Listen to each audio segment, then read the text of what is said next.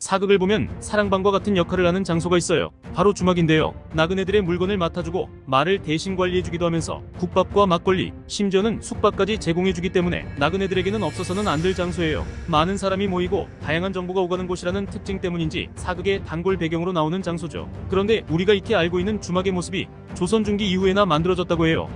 안녕하세요, 두뇌질주입니다. 사극을 보면 나그네들이 주막에서 국밥과 막걸리를 먹는 장면을 보신 적이 있으실 거예요. 밤이 늦으면 하룻밤 묵어갈 수도 있고 타고 온 말과 짐을 맡아주기도 하는 주막은 힘든 여정에 지친 나그네에게 없어서는 안 될 장소로 보여요. 그런데 원래 주막에서는 식사와 술만 해결할 수 있었고 말 관리나 짐 보관, 그리고 숙박과 같은 서비스는 조선 중기 이후에나 생겨났다고 해요. 식사와 술을 판매하는 주막은 고려시대 때 처음 등장한 것으로 보이는데 조선 전기 문신 김종서가 고려시대 전반에 관한 내용을 정리하여 편찬한 역사서인 고려사를 보면 고려는 화폐 유통을 권장하기 위한 목적으로 주점을 활용했어요. 고려시대 주와 현에는 관청과 거주지 그리고 상점이 집중되어 있었는데 고려는 이곳에 주식점, 즉 술과 음식을 판매하는 점포를 두어 화폐 유통을 권장하려 했다는 기록이 있어요.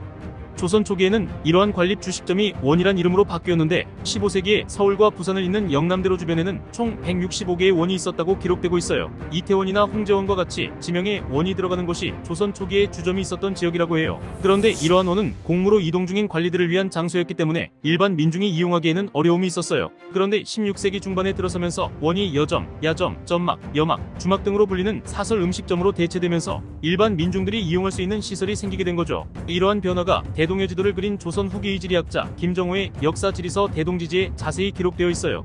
그런데 이 시기에 주막에서 제공하는 서비스는 술과 음식, 물, 뗄나무가 전부였다고 해요. 이때 주막의 모습은 숙박업소라기보다는 술집에 가까웠는데 술값과 음식값은 받았지만 숙박비는 따로 지불하지 않고 잠자리를 해결할 수 있었다고 해요. 아무래도 무료이기 때문에 제공하는 것도 별로 없었는데 별도의 침구를 제공하지 않고 기름칠을 한 목침 한 개만 주었다고 전해져요. 그리고 주막에 따라 장작을 사용하지 않는 곳도 있었기 때문에 이불을 휴대하고 다니는 나그네들도 있었다고 하죠. 이러한 불편함을 토로한 기록이 있는데 조선 중기의 문신 윤국형은 수상록인 갑진만필에서 전라도와 경상도 대로에 있는 주막에도 술과 말 먹일 꼴 그리고 뗄나무밖에 없어 먹을 것을 비롯한 여행에 필요한 물자들을 두세 마리의 말에 싣고 다닐 지경이라면서 숙박업소 및 음식점의 설치와 화폐의 통용을 역설하기도 했죠.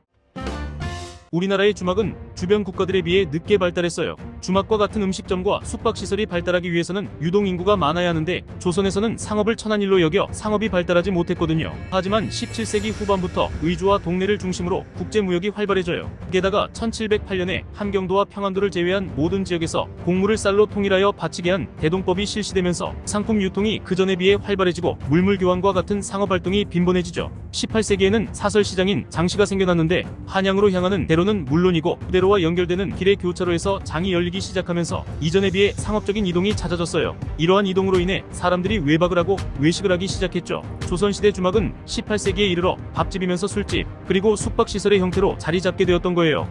아무래도 주막이 실용적인 목적으로 발달했기 때문에 지역별로 주막의 형태에는 차이가 있었어요. 한양에는 술집 위주의 주막이 있었고 한양과 지방을 이어주는 길가에는 밥집이면서 무료 숙박을 제공하는 주막이 줄을 이뤘다고 해요. 김홍도의 길가대장간이라는 그림에 술과 밥을 제공했던 당시의 주막이 사실적으로 잘 표현되어 있어요. 그림을 보면 장인들의 대장간 근처에 임시 건축물 형태의 주막이 위치하고 있어요. 주막 안에는 땅바닥에 놓인 개다리 소반 앞에 쪼그리고 앉아서 밥을 먹는 선비의 모습과 함께 술병, 옹기, 소쿠리 같은 것이 놓여있는 모습이 잘 표현되어 있죠. 그런데 18세기 후반에는 주막이 여러가지 사회 문제를 일으키기도 했어요. 관권의 개입 없이 설립된 주막촌은 여러가지 문제점을 안고 있었거든요. 주막이 인기를 끌면서 경쟁적으로 많은 수의 주막이 생겨나기 시작했는데 이 과정에서 허가받지 않은 땅에 주막을 무단으로 설치하는 일이 빈번했어요. 게다가 주막촌 내에서 경쟁이 심해져서 생계가 오히려 어려워지기도 했죠. 그리고 불을 다루는 주막의 특성상 화재에 매우 취약했어요. 문제는 주막이 대부분 초가가 밀집된 지역에 위치했고 가건물 형식으로 대충대충 지어진 건물이었기 때문에 화재가 발생하는 일이 잦았죠. 무엇보다도 술을 판매하는 곳이었기 때문에 각종 범죄가 일어나기도 했어요. 조선왕조실록에서도 이러한 기록을 찾아볼 수 있는데 숙종 29년에는 호평부수가 주막에서 난동을 피운 이야기가 기록되어 있고 영조실록에는 무단으로 설치된 주막에 대한 철거 문제와 안주 목사가 주막을 개설한 이야기 등이 기록되어 있죠.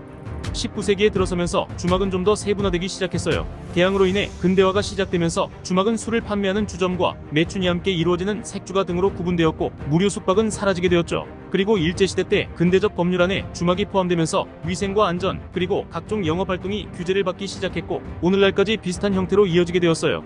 오늘 주막에 대해 이야기해봤어요. 이야기를 준비하면서 알게 된 사실인데 우리나라 주막이 주변국인 일본이나 중국에 비해 훨씬 늦게 만들어졌고 시설도 좋지 않았다고 해요. 그 이유에 대한 여러 가지 설명이 있지만 조선시대 양반의 접객 문화에 그 이유가 있다는 데에는 대부분 동의하고 있어요. 조선시대 양반 가문에서 가장 중요하게 여겼던 이대 업무는 제사와 접객이었는데 손님 접대를 얼마나 잘하느냐에 따라 그 집안의 사회적 품격이 정해진다고 생각했기 때문이죠. 이러한 이유로 여행 중인 나그네들은 길을 걷다 날이 저물면 그 지역에서 가장 잘 사는 집에서 신세를 졌다고 해요. 대문 앞에서 이리 오너라라고 외치면 숙박은 물론이고 식사와 여비까지 챙겨주는 양반가들이 많았다고 하죠. 초기의 주막에서 숙박은 무료였다는 점도 이러한 문화와 어느 정도 연관이 있었던 것 같아요. 한국 고유의 정서인 정을 잘 느낄 수 있는 문화인 것 같네요.